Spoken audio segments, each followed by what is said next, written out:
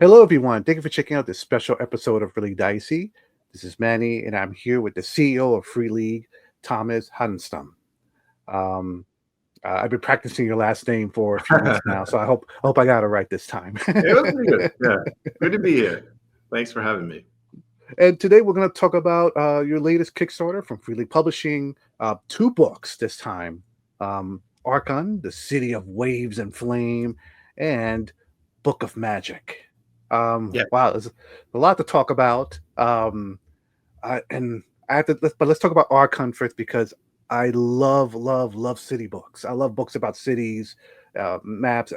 I grew up in New York City, so something about city books just seems very natural to me. But Arcan is that a so Path of Glory, your campaign book, was based on books from years ago. Is it the same with Yeah. this book? No, not really. This is an entirely new book that we're really looking forward to. There is there is a nod to an old book in the name. That was from one of the early editions of Dragonbane in Swedish. There was a city module that was quite big at the time. That was called Kandra. So Arcand is basically just the letters thrown around, and so that's a bit of a nod to that old Kandra module, which was a city module back then. But that there are really no similarities in terms of the actual content. Kandra was a very typical medieval town. Arcand is something a bit wilder and a bit more. So I think a bit more interesting, to be honest. So no, this is a completely new book. And from the cover alone and from the description, it sounds like it's going to be a huge city. I mean, you have gambling dens and maybe even dungeons below it, and it's a port also. There's a port there, so it looks like there's going to be sea adventures. Sounds like it's going to be pirates around. Am I getting the feel of this of Arkan correctly? Yeah, I think absolutely. I mean, there is. It's definitely a fairly large town as these things go. It's not like a mega city or anything, but it's quite sizable.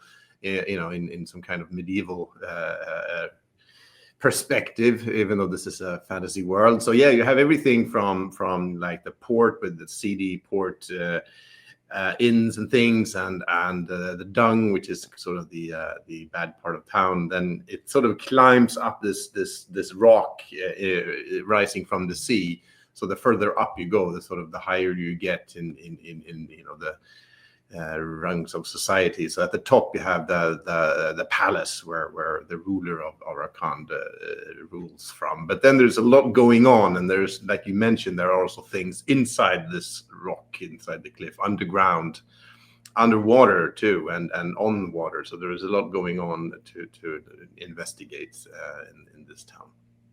Interesting.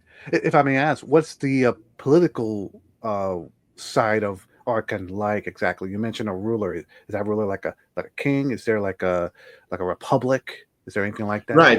Actually, it's sort of a city state. So there's no real mention of the countries. There's obviously a countryside around it, but it's really a self-governed town with a ruler whose title escapes me now in English, since this was originally written in Swedish. That's we haven't started.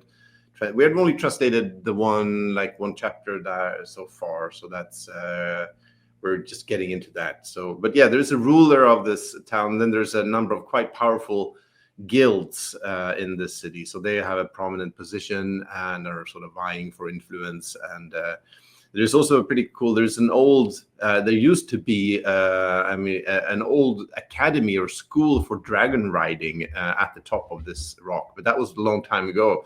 So you can still find remnants of that, like inside the cliff. There's like old ruins. That this is like a town that's been built on top of itself throughout like hundreds of years. So there's like layers of older buildings underneath and things to investigate, much like many medieval cities or old cities in the real world. So there's that going on, and then of course there's also the more unsavory elements of local crime syndicates and things going on, and a couple of pirates who are sort of also hanging around. So there's a lot going on. It sounds like there's also a lot of interesting NPCs in this book as well. Yeah, definitely. That's sort of a very key thing. The locations and the NPCs, and of course the intrigue between them, is sort of what this book is all about. And this book was originally pitched by the writer Johan Sjöberg, but also Johan Egerkrans, who does the art. They sort of pitched this idea together. And cover art there is also, and then I think Johan Egerkrans really excels in these funny, quirky, eccentric characters. Some are mallards, but there's also many others that are pretty cool. So that sort of he brings to life in his own very special way. There's also another artist, David Brascala, who does great art also. But the original idea was pitched by the writer and Johan Sjöberg and Johan Egerkrans, who's the cover artist. You know, the idea of a group of mallard pirates sounds like a very horrifying encounter. Yeah. And this is actually, I mean, this has a bit of tradition with Dragonbane in its Swedish history. The mallards were a thing from the very beginning. This goes back even to, because the game shares roots with RuneQuest. And RuneQuest has like ducks as well, even though they're a little bit different. But that's actually sort of the origin. So it's been around in this game since 1982, which was the very first edition. And pirate ducks was a thing early on. There's like in the 80s that was sort of a thing about these pirate ducks. So that's sort of a nod to that. Of course, if you don't have that history, it doesn't matter. They work anyway. They're just great characters to be around and play with anyway. So, but it does have a bit of a history. You bring up an interesting question to my mind. Is this city a human city? Is it a multiracial? It's very much kin, as we call it. So there have all the races of kin are there. It's very much a mix. You have you have everything from dwarves to elves to halflings and mallards and wolfkin. I think you got them all. So it's very much a mix of different creatures and characters. And I see you have like a gladiator arena, very interesting taverns. You have powerful sorcerers that live there. Is there anything else in that city that you wish to highlight?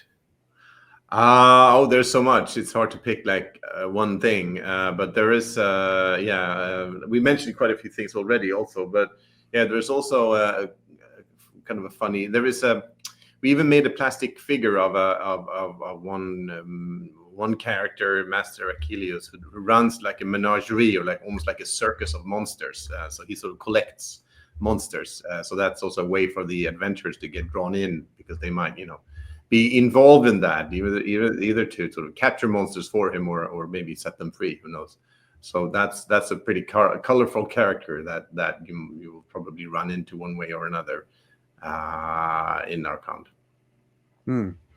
And I have to ask, when the idea of this book came to be, where did your team go for inspiration? Where did you go to look at like real medieval cities? Yeah, I mean, there's a lot of that going on. I mean, like I mentioned, the two Johans who in original pitched the book, they have their own. I mean, there's a lot of very cool medieval towns in Italy and elsewhere.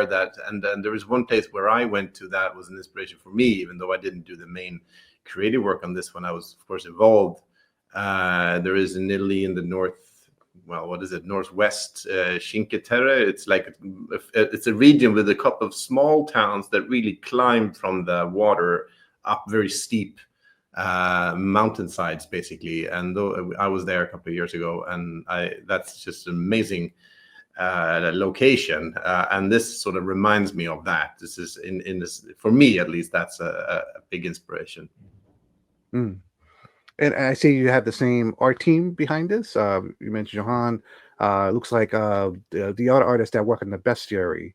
Yes, David Brascala also. So they are just like in the bestiary and also Path of Glory.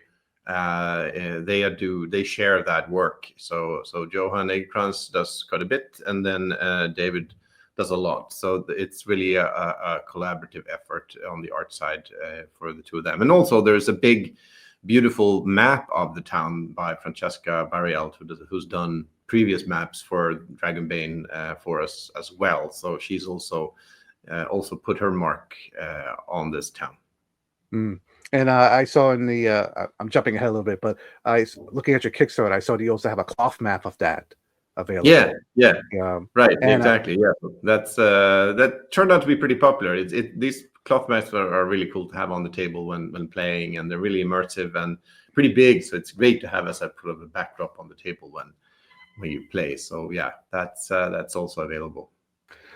So around Arcan, it looks like just from the cover alone, it's just a little hint that there's much other things around the region outside the city that may interest players. Obviously, the sea.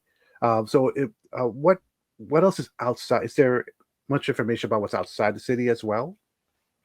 A little bit, but that's not the focus of the book. So we really try to focus this on the city itself, for Dragonbane in general, we haven't published an official full setting, even though there's a sort of an implied setting, and they're in through the modules that we've been publishing.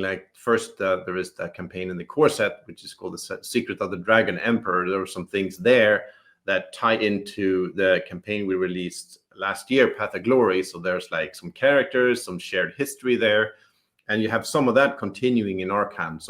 So it's sort of implied that these are in the same region of the world. You could potentially at least sort of travel fairly easily from one to the other. They're not on the separate parts of this world, but that's sort of where we leave it. We kind of leave it fairly unstated exactly where they are or how the details of the land in between, because we want to leave that open to the individual groups and also make it available to play these adventures in different worlds, since we don't want one world for Dragonbane. It could potentially be different ones, and there's a lot of great third-party material with setting material worlds, and we want these to be able to be playable in those as well. So really, if you have your own world, we want to open up for that, or have several worlds rather than the one official one that everyone should play in. Instead, we want to keep it a bit more open.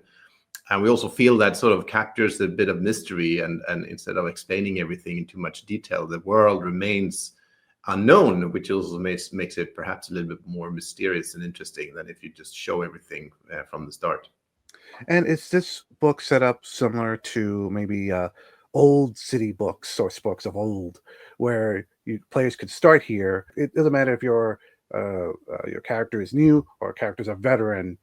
There's still a lot of adventures to explore in the city. Yeah, definitely. It does have a lot of adventuring material. It has cool NPCs, intrigue, lots of locations with described with maps and in very much detail, room by room level of detail, and a number of campaign suggestions that are described how you can kind of connect these into different adventures in the town. But this is not just one adventure, then you play it and you're done. We want Arcan to be sort of to stay and to be a place that you could revisit and set more adventures in and keep playing in for a long time. So that's really what we want to establish this as a hub, as an important place in the world, and a cool place to visit and revisit again and again, going forward. So let's talk about the second book in this Kickstarter campaign, Book of Magic, which you also co-wrote as well. My first question to you is, I know that as the CEO of Free League, you're probably neck deep in paperwork and business stuff. How cool was it to help write a book about magic? It is very cool. I mean, it's been great. I mean, the mainstay, we've been writing this internally, and a lot of work has been done also by Matthias Jonsson Hake, who is the lead writer for Symbaroum, another fantasy tale that we have. So it's been a great collaboration, and as you see, Johan Egerkrans did the cover art for this one as well. David Brascala does a lot of the interior art for this one. So it's a lot of fun, and something we felt early on, that even though there is quite a bit of magic in the core game, that's one area we felt the game could really benefit from expanding a bit, with more schools of magic, more advanced magic, and more to learn things about magical items, stuff like that. So we felt this is a really good addition to the game. It doesn't change magic, it just adds more magic, more types of magic. So it doesn't make the game more complex unless you want it to. Okay.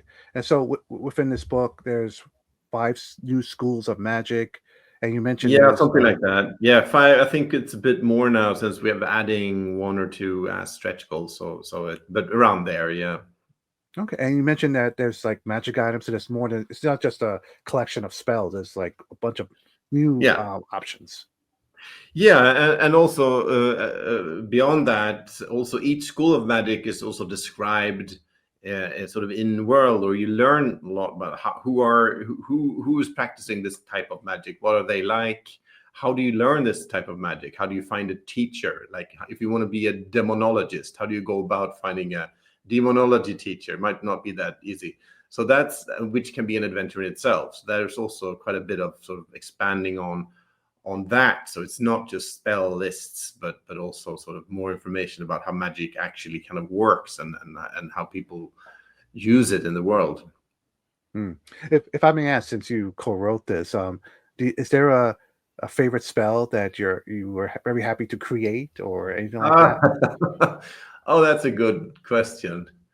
There's quite a few. I mean, speaking of demonology, there's a few there that are kind of interesting and a little bit weird that I think will be fun. Yeah. It's hard to pick just one, but yeah, there's a lot there. Hmm. And I assume, of course, that this has the same art style and same layout design as the other Dragonbane books. Yeah, I mean, we want to keep them consistent across the line. So definitely, yeah, the same art style, the same artists. That's something we try hard to keep in each game line, as far as we can, to keep the number of different artists fairly low, one or two or three, maybe not, preferably not more than that, because we feel that really, and not only in per book, but also in across the whole line, as long as that's possible, because we really feel that adds to immersion and makes the line feel a bit more, a lot more consistent than if you have like 20 different art styles in the same game line. So yeah, definitely keeping that as consistent as we can. Are you still thinking of new stretch goals or Yeah. what? Actually, we just passed the last stretch goal that we had. So right after this interview, I'm going to update that, and we actually have a few more ideas for a few more stretch goals. So since that probably will be done once this is sort of published, I think we can safely discuss them here. We will add two more stretch goals for now, and one is another adventure location in Arcan, a bonus location to explore. And the other one is something that a lot of backers have actually asked for, which is more cardboard standee figures. So we're adding that to all physical pledges, and it's called the Friends and Foes standee set. So really what we do is add more standees. I think standees are they're kind of cool. They're a nice way to have a physical representation of characters without the need of a full miniature, so which are also cool, but the standees are a lot easier to transport and less expensive and so on, so it's easier to make many.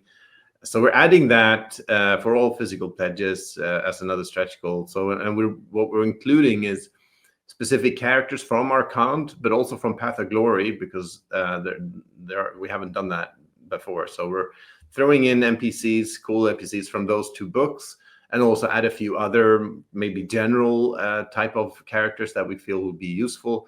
There is a bunch of standees in the core boxed set, but maybe we need a few more orcs or something, or whatever we feel is missing or could be useful to add a few more of, and throw into this standee set as well. So that standee set is one of the two stretch goals that we're announcing today. Mm. Well, thank you for sharing that. And viewers and listeners, I will put a link to the Kickstarter below. So if you just heard about this now, there's your chance to check it out. Um, before we end this interview, is there anything new that you're working on? Do you want to talk about, or is there anything on the horizon that you wish to share? I mean, there's a lot going on, of course. We have more Dragonbane stuff coming up after these two. Some big things that I think, but it's a bit early to discuss in detail. We've actually already announced a new game based on the Invincible comic, which is also adapted into an animated series that's doing quite well. A superhero comic. So we're actually deep into development of that game. Play tested it yesterday. That was a lot of fun. So that's coming. More on that is coming in like a month or two.